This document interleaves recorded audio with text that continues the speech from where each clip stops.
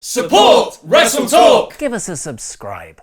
Mistakes. We all make them. And when you do, you just gotta hold your hands up and say, I'm sorry, I effed up. I forgot you were vegan, Sharon, and I accidentally put chicken stock in the dinner, and I let you eat it. It's a bit of a wasted apology because Sharon likes wrestling about as much as she likes chicken, so there's no way she's watching this video. See, it's hard to apologize properly. And it must be even harder to turn around and apologize when you're making these big mistakes in front of millions of people, and not just Sharon and her plant-based taste buds. WWE is not the sort of company to dwell on its mistakes, instead choosing to just pretend they never happened, wiping them out of history altogether. And as 2018 has been a bit of a bumper year when it comes to cock-ups and gaffes, it'll be interesting to see if any of the 2018 pages in the history books have anything written on them at all. I'm Laurie Blake, and these are the 10 biggest mistakes WWE made in 2018. Number 10, Bobby Lashley's sisters. Talk about starting strong. We're flying out of the gate with the cross-dressing jokes. Bobby Lashley returned to WWE after a 10-year spell in Impact and MMA. And you just have to look at the man to know he's someone that could easily be pushed as an unstoppable force, or even, I don't know, walking Armageddon. So what, pray tell, do WWE do with him and all of his poppy-out muscles? Well, in a sit-down interview segment with Renee Young, Bobby cut arguably the lamest promo of the year about his three sisters, Kathy, Jessica, and Frances, explaining that despite their differences, he still loves them all dearly. And it turns out that they weren't so different after all, they all had dicks. And it turned out that Bobby wasn't the only one who was going to get burned by this terrible promo nonsense, because Sami Zayn was about to feel the pain too. Sami, who for some reason was feuding with Lashley, cut a promo about how he would expose Bobby Lashley for who he truly is, which turned out to be him bringing three cross-dressers to the ring who pretended to be Bobby's sisters, saying that Bobby was mean, Bobby was nasty, and then Lashley beat up the cross-dressers, and that was the end of that, thankfully. The worst thing about this whole segment, which was awful, is that someone will have written this and that all the writers would have agreed that this is a great idea. Sign it off. Let's just say for 2019, we'll cross cross-dressing jokes off the list of acceptable jokes. Number 9, the Sasha and Bayley feud. As of this video going live, Bayley and Sasha are best mates, but that friendship has been tested, around 700 times this year. For around half of the year, we were waiting for one of them to turn on the other, and to give WWE some kind of credit, at least they didn't make it obvious who was going to turn on who. One week it looked like Bayley was going to turn, and then the next it looked like Banks might make a statement by turning on Bayley. This was kind of an effective storyline for a bit, until they did it every week for several months. Same old story. It all culminated because not only did Sasha eliminate Bayley from the Women's Royal Rumble, but she helped Bayley get eliminated from the Elimination Chamber, and finally, it looked like the endless back and forth story was over, as during an episode of Raw in June, Bayley viciously attacked Banks after a match in a fit of rage. The crowd popped huge, and there was this tangible sense of relief that the turn had finally happened. Don't be silly, that wasn't a turn. All they need is a bit of counselling from Dr. Shelby. He's the same man who helped Daniel Bryan and Kane sort out their differences in their Team Hell No days. And look how that turned out. These comedy skits sucked majorly, with both Banks and Bayley struggling with the comedy timing, and what they had to work with wasn't exactly much better because the scripts were dreadful. The whole feud is a perfect example of WWE basically making it up as they go along without much future planning, because the two women eventually decided that they were best friends after all, and now they're a tag team in a division without tag titles. Number 8, exploiting Roman Reigns' cancer. On October 22nd, Roman Reigns shocked the wrestling world by announcing that the leukemia he had beaten 11 years prior had returned, and that he would be relinquishing his Universal title in order to have treatment for the disease. It was truly a heartbreaking moment, and one that WWE made the most of immediately. You stay classy. You are the other C word sometimes. Now, it must be said that Roman almost certainly would have given his permission for everything that WWE have done since the announcement, but that still doesn't detract from the fact that a lot of what they've done has been downright distasteful. Not only did they turn Dean Ambrose heel on the same night as Roman's announcement, capitalizing on the shocked atmosphere in the Raw crowd, but just a few short weeks after that, Dean Ambrose claimed in a promo that Roman Reigns deserved to have leukemia due to his actions while in the Shield. The whole thing just makes you feel a bit grubby, which is probably why Dean brought the gas mask in the first place. Number 7, Raw 25. Raw has been going on for nearly 26 years now, which is also roughly how long it feels like a recent episode of Raw takes to watch. Raw 25 in January was a celebration of everything from Vince McMahon to Vince McMahon's favourite pastime, which is squashing stars by using old stars who can barely move. There was nothing hugely wrong with Raw 25 itself, but WWE did make absolutely no attempt to keep it within any kind of storyline, choosing to focus solely on shoving as many former stars into 3 hours as possible, cramming them into every little hole possible. There's always room for more at the poker table. Get around the poker table, folks. It was basically a missed opportunity in so many ways that it ended up just being a narrative cul-de-sac that had to be forgotten. If you want to do a special celebration of the past stars, then just hold a one-off show called Legends or something like that. Don't sacrifice storylines and logic for a few cheap pops in celebration. Number 6, Survivor Series clean sweep. Remember how Raw won every single match on the Survivor Series card and that there are no exceptions to this, particularly on the pre-show? No?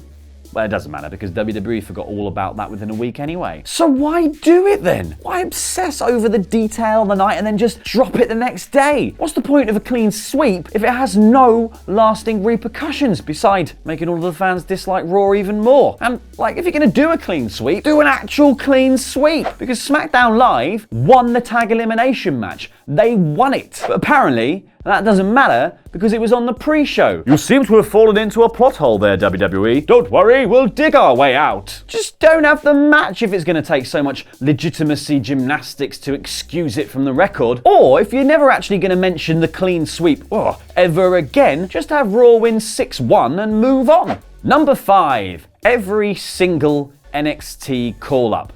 Bit of an asterisk next to this one because Drew McIntyre has actually had a pretty good year. But all the rest of them, they may not as well have bothered. Ember Moon hasn't had a single storyline. The Iconics haven't had a storyline. Zelina Vega, she married Aleister Black, but it was in secret and she hasn't had a storyline. Andrade Cien Almas, he's had some good matches, but no storyline. The AOP, they were Raw Tag Champs for a while, but the storyline was doused in piss. Sanity, when? Then where?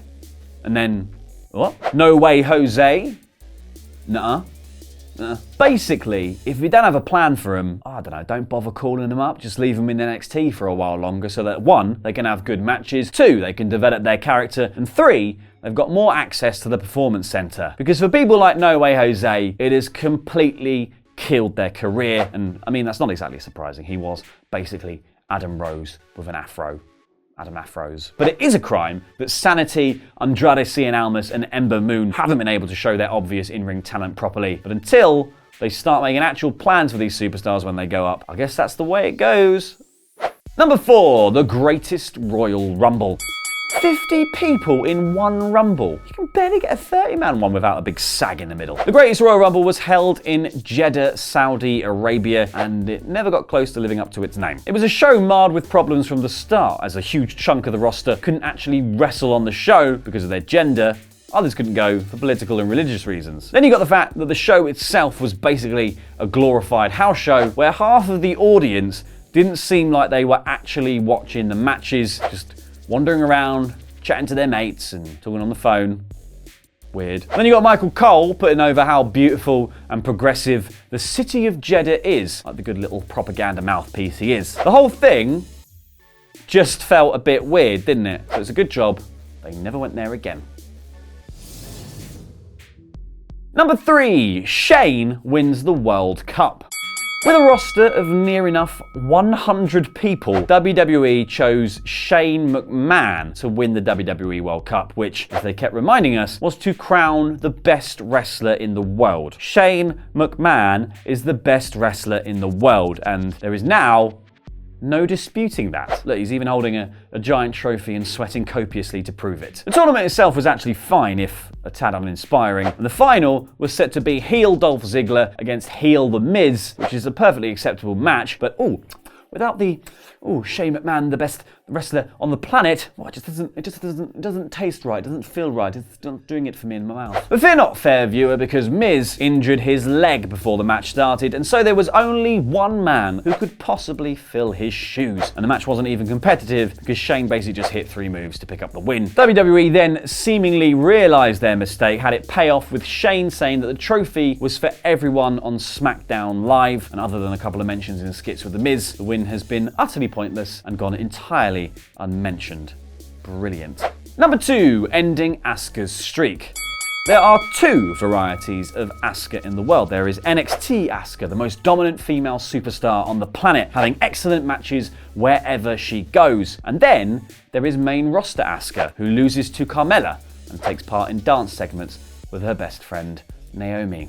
Guess which one I like. The biggest reason for this obvious decline in terms of character and writing is the end of Asuka's unbeaten streak, which before WrestleMania 34 had lasted 914 days from her debut match in NXT in 2015. Although she hadn't exactly been booked like a dominant force on the main roster, she did win the inaugural Women's Royal Rumble and then maintained her undefeated streak. And many simply assumed that she would overcome Charlotte Flair in their WrestleMania match because she's Asuka and no one can beat her. But no, the match went about 12 minutes and then Asuka tapped out to the figure 8, thus ending the streak and any sense of credibility she might have had. Since then, she has lost twice to Carmella, featured in a dull as dishwater feud against the Iconics, and generally struggled to regain any of that mystique she had in NXT. Number 1, Crown Jewel.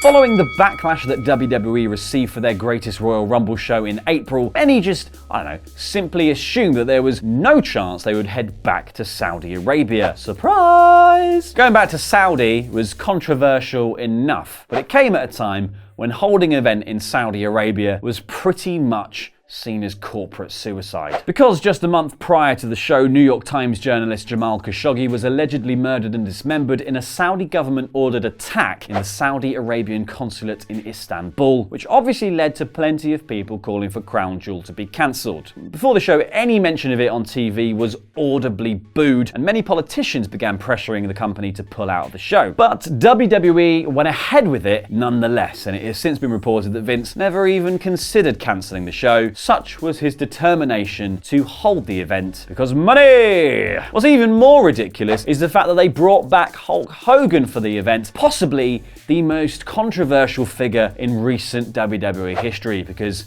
I guess once there's been a murder, what's a little racism? Jesus. Who were the 10 best wrestlers of the year, according to Ollie, Luke, and me, the ever-trustworthy El Fagador? Click the video on screen now if you want to find out, and give us a subscribe to stay up to date on all of the latest wrestling news. I've been El Fagador, and that was Lucha.